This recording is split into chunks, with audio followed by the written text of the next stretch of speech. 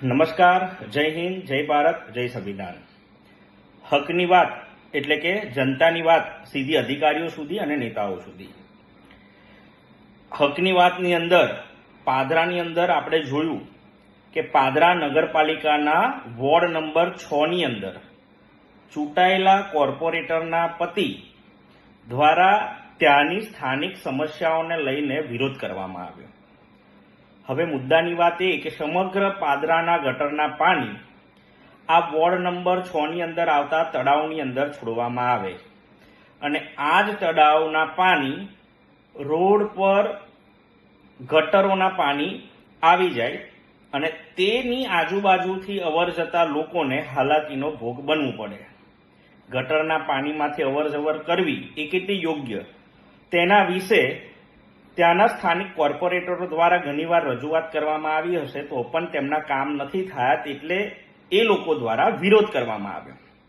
હવે આ નગરપાલિકાની અંદર તમામ કોર્પોરેટરો, તમામ સત્તા, તમામ બહુમતી ભારતીય જનતા પાર્ટીની, એટલે આ કોર્પોરેટરોથી પણ કામ થતા નથી. ત્યાંના અધિકારીઓ કોર્પોરેટરોનું સાંભળતા નથી અને થોડા દિવસ પહેલા આપણે જોયું કે આપણા ધારાસભ્ય દ્વારા પણ રજૂઆત કરવામાં આવી કે અધિકારીઓ દ્વારા કોઈ પણ કામગીરી કરવાના પ્રયત્ન થતા નથી અને ઘણા બધા આક્ષેપો પણ થયા. હવે જનતાએ શું કરવું જોઈએ?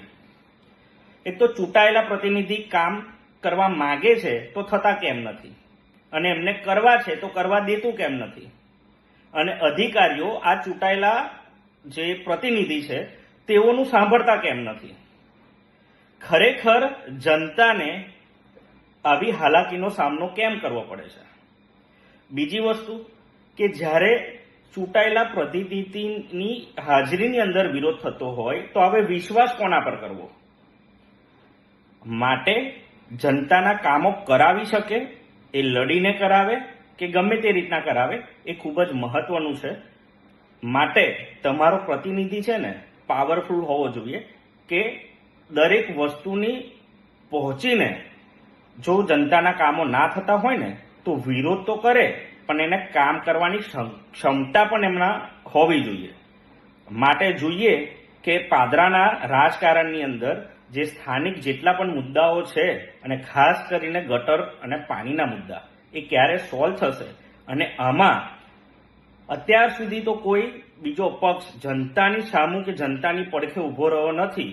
આશા રાખીએ છે કે ચૂંટણી આવશે ને ત્યારે આ લોકો જનતાની ચિંતા કરીને આગળ આવે ને તો જનતા જ એને જવાબ આપે. જય હિન્દ.